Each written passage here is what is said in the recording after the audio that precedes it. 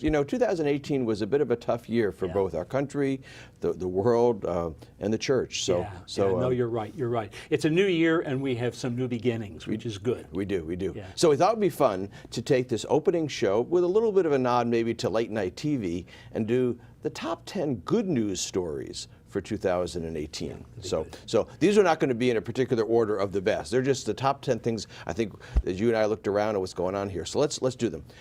And you tell me what you think. One, we'll start with number 10. We'll go backwards. Would be you were the ordination. The ordination of 5.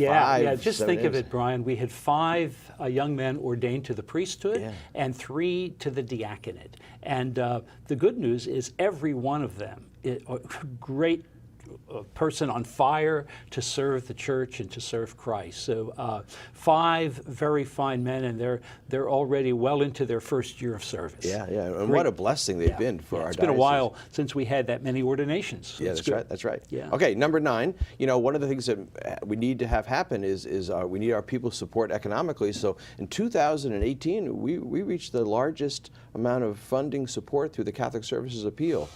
We did, Brian. We hit the goal of $4.1 million. It was $200,000 more than the year before. We know that we're not going to always reach goals and things like that. However, what it means is 2 things. It means that we're serving and supporting the ministries that are ongoing, and we're also finding ways to keep the taxes or the assessments to parishes low. So it's the more successful we are, the healthier as a church we're going to be, as a local church. So that was great. Well, you know, growing seminarian programs and all these things are expensive, so we needed people's support. And it sure came in. And it was very generous. You know, about 15,000 gifts. I mean, just think of that. That's great. That's wonderful. Great. Okay, 10, 9, 8. How about, let's talk about in August, you remember this, we had the first ever gathering of what we call lay ecclesial ministers. These are full-time ministers working, I think more than 40 parishes participated at St. Meinrad's for a whole week. We did, and it was an exciting time, and I want to thank you for your leadership on that. You know, we worry sometimes about the graying of our leaders. We have people who for decades have served well, and boy, we never should stop saying thank you. But one of the best things we can do for leaders is to say, hey, there's someone being prepared to continue your work. And there was so much energy, and there were about 100 altogether, lay ecclesial ministers who came already deeply engaged in the life of the church, in the various parishes, and they liked each other. There was something in which they deepened, I think, their commitment to the church, but to one another. There's always lots of programs for our staffs, but to get music ministers, religious educators, youth ministers, business managers, school principals, all at the same time. That was good. It was good. It was a great dynamic. Okay, number 7 was the, remember we put new solar panels, renewable energy on top of the new pastoral center. Yeah, the center itself is a great success. It's accessible. Pope Francis has called us rightly to care for creation, to care for one another, to care for God's creation. And symbolically as well as actually, our arrangement with LG&E has been just wonderful. And again, thank you for leading the way on that. Oh, it's a great project. And it's great to kind of model that for Plus, others. it gets me praying for sunshine. There you go. Because the more sunshine we get, the more exactly. The bills more go down. The solar panel. Exactly. Very good. Okay. Now the next one is mostly a blessing, but a little bit of a loss. Our Holy Father called Father Spaulding, who's now Bishop Spaulding, Bishop to Nashville. Mark Spaulding, who is our neighbor to the south. The theology of abundance, Brian, says share. And so Bishop Spaulding, really a seasoned pastor. He was vicar general, just a very talented and loving and good person. Now he's the bishop of Nashville.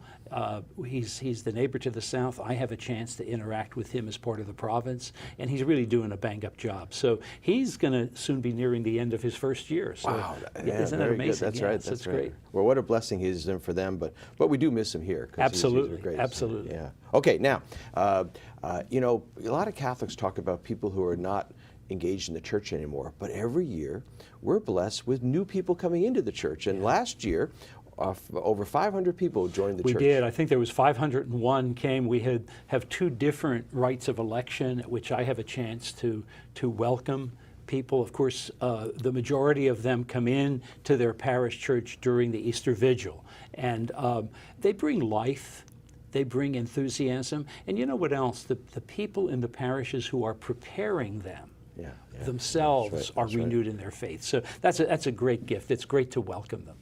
Number 4 is we had 80 parishes completed a sermon process in 2018. Yeah. If you remember, the discernment was part of the pastoral letter that I did about, we always say, if you want a healthy archdiocese, build healthy parishes. Well, this discernment was asking each parish to ask the question together, what does God want of us? And really exciting things happen. There's great enthusiasm, great work. The cathedral itself, it resulted in actually a campaign that will do us well for years into the future. So it's exciting. Folks are going to keep hearing things about family, education, charity, all from out of that process. Okay, let's do a couple more before we lose our time here. You know, service is a big part of what goes on in our church, and from Catholic Charities, the Catholic Enrichment Center, St. Vincent de Paul, there's so much charitable work. You know, over 22,000 hours of service through Catholic Charities, and I think our high school's almost 200,000. So the gift of serving others in the community, has been a great one. I think there's 2 more left. 2 more. Every year is new anniversaries, and in 2018, we celebrated bicentennials of churches, new buildings, dedications. We did, and it's one of the great things that I love to do as a bishop, is to be present when we take a time to celebrate, whether it's 200 years as a parish in Meade County, or whether it's a new park or a playground at St. Gabriel's Church. We've had so many blessed opportunities. And small places like St. Anne's in Howardstown does a new facility. Yeah, it's beautiful. St. Gabriel's, one of our biggest parishes, a park. What a great combination. Okay, we could do it many, but we only got time for one more here, which should be the number 1 on the list, which is, you know, the year's been tough. But one of the things that you led the way in 2018, Archbishop, is practicing transparency. Yeah, especially with, I think, the sad scandals that have been part of the history of our church.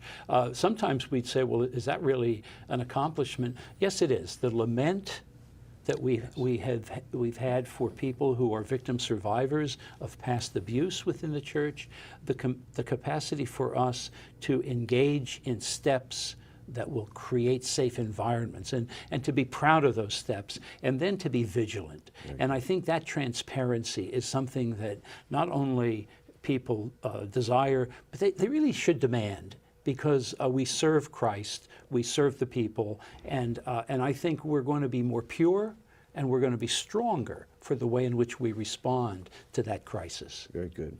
You know, the top 10 list gives us a lot of energy as we look back on the year. Let's hope we have 20 more for the new coming year ahead of us. Absolutely. Thanks, Brian. Sure.